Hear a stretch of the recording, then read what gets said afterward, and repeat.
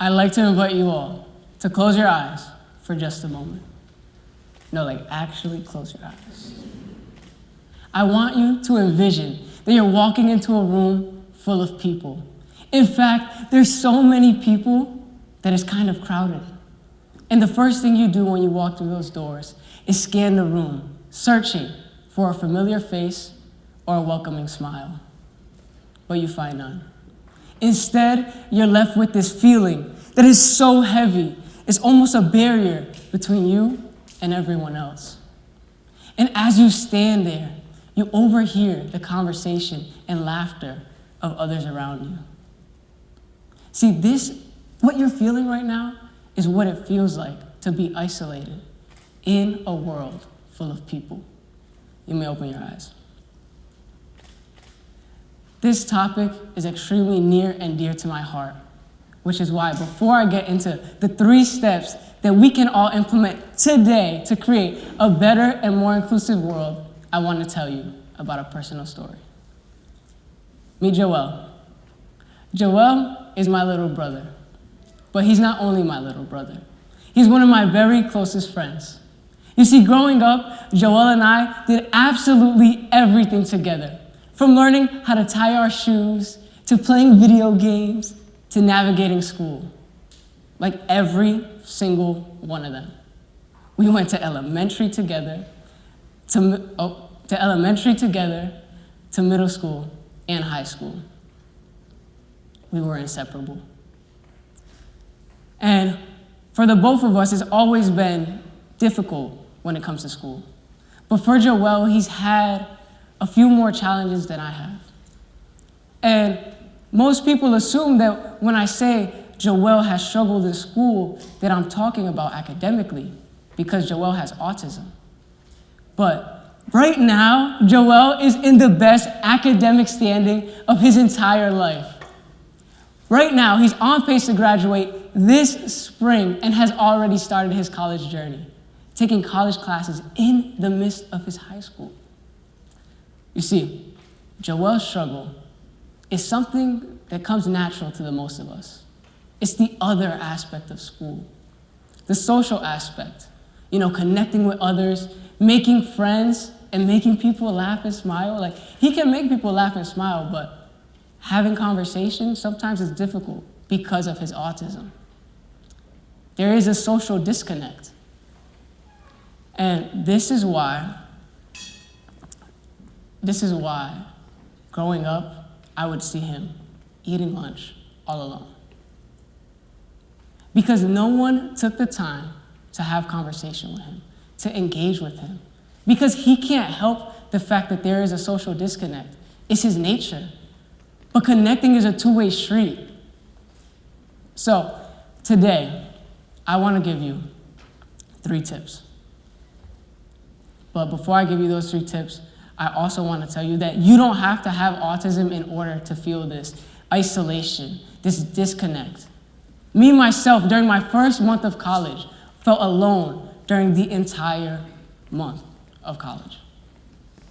I would go home on the weekends just to see family. And you might have felt this yourself. The person to your left or right could have as well. We live in this diverse world.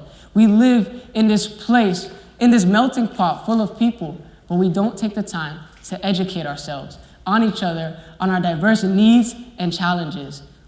And that's my first step. But let me backtrack, because I missed a part, and it's pretty important to the story. So, back to witnessing Joel at lunch by himself in middle school. It was heartbreaking. And with Joel being my inspiration, I decided to create a solution for other people like him, which is why I created Tasium. Tasium is the word autism scrambled. And what we do is create fidget-infused apparel geared towards those with autism and ADHD. You see, with Tasium and our story, we've had quite a success in the media world. We've been on Inside Edition, ABC, Boston Globe. Tomorrow, we will actually be in the middle of Center Court in front of 19,000 people at the Boston Celtics home game being honored because of Tassium and because of Joel.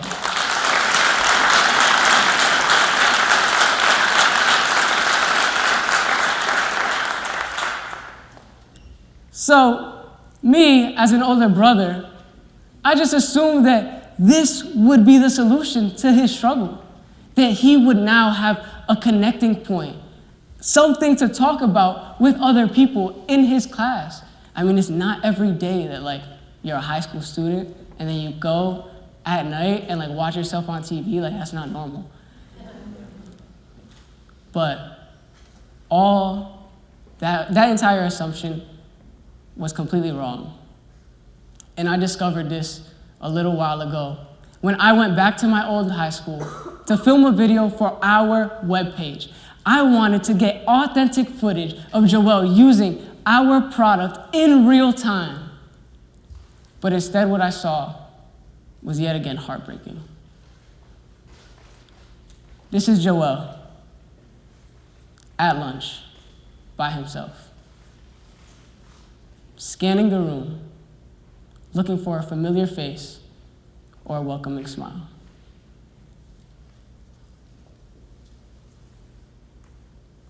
We all can do 3 very simple things to make this world a more inclusive space so no one has to eat lunch alone. Which is why we need to educate ourselves and everyone else around us. It's important for us to understand each other, to better communicate and empathize with each other. Something that my uncle told me that has always stuck with me is that we should learn a little bit about everything. And I was like, why? Like, I don't care about robotics. Sorry, guys. Right? I'm into sports, you know? Sometimes I'm into fashion. Why would I even think about learning a little bit about anime? Right? But what he told me next was so profound. He said, if you know a little bit about everything, you can connect to everyone. So I encourage you all to learn a little bit about everything so that we can connect to each other. Second step, practice active listening. Truly practice active listening. Be intentional about it. A lot of the times when we have conversations, we're thinking about what we're going to say next. Don't do that. Clear your mind. Be present. As humans, it's not a desire, but a need to feel seen, loved, and heard. And by practicing active listening, we can accomplish that and cure that isolating feeling that a lot of people have on a daily basis, but they don't talk about. Final step is to become an ally and an advocate. We have to stand up for each other. If we don't, who will?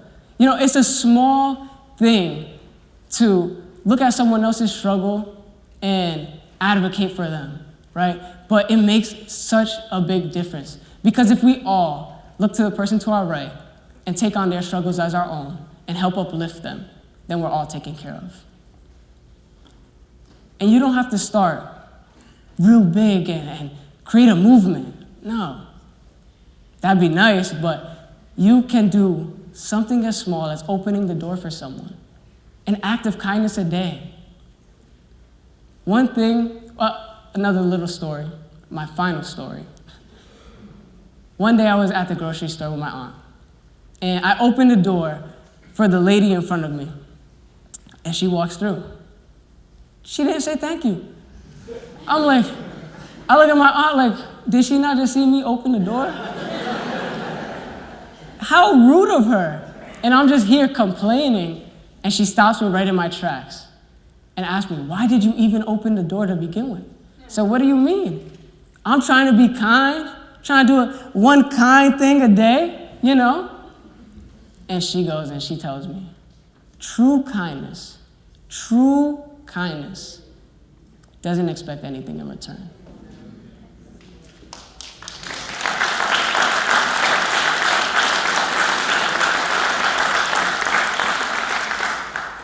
So I pose this question to you today. Are you truly doing kind acts, or are you expecting something in return? I encourage you to take these 3 practical steps, implement them into your daily lives, because an inclusive world doesn't happen overnight. But with all of these people in this room, if we all decide to do that today and moving forward, I promise the world will be a better place. Thank you.